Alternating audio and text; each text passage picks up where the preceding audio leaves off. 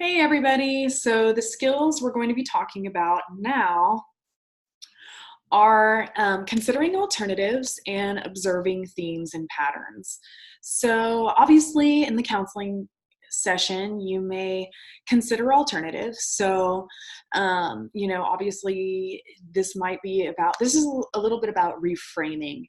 So, if the client's coming in, and it's also an opportunity to focus on strengths. So, if they're coming in and they're suffering with depression and they've made some progress, but they are not really feeling like they've made progress and they're focusing on the negatives, which is a symptom of depression because, the outlook, we know that the symptoms of depression include depressed mood and a negative outlook on the world, and everything is gray and dreary and not very happy or fun. So if we notice in a story that the client is telling that they've made some changes that are positive, we might say, it sounds like, you're still really struggling and you're fighting against depression and it's really bringing you down. But I also heard you say that you got out of bed, you took a shower, you went to work, and that those were things that you weren't able to do even a week ago. So it sounds like you're starting to take charge and make some changes that are impacting you in a positive way. So that's kind of reframing. Um, it's also kind of about, you know, it is about reframing our narrative and kind of telling a different story or an alternative story based on the truth of the client. But it's also a little bit about practical.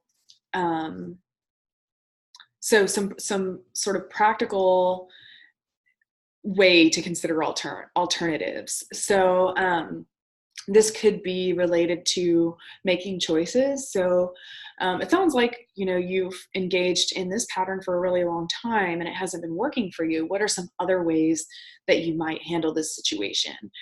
It could be doing a pro and con list. It could also be related to helping a client perspective take. So just looking at the situation a little bit differently.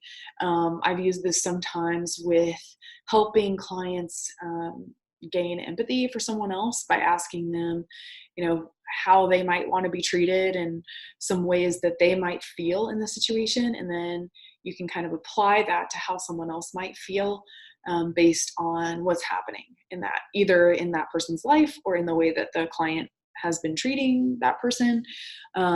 So it's really just about looking at the overall situation, maybe from an outsider's objective point of view, and seeing if you can't help the client look at the situation with fresh eyes. So some questions might be, was there ever a time that worked for you? What were the things that you did? Or a question related to empathy, what would you want someone to do for you, and what do you think that person might want? Or it seems that challenge almost broke you, but as a result you gain the strength to find your independence and your voice. That's pretty impressive. So you're also able to focus on strengths when you're considering alternatives. Yeah, I had something else I wanted to say about that, but I've lost my train of thought. So observing themes and patterns, this also helps you kind of objectively put the pieces together and shed light on the client's patterns.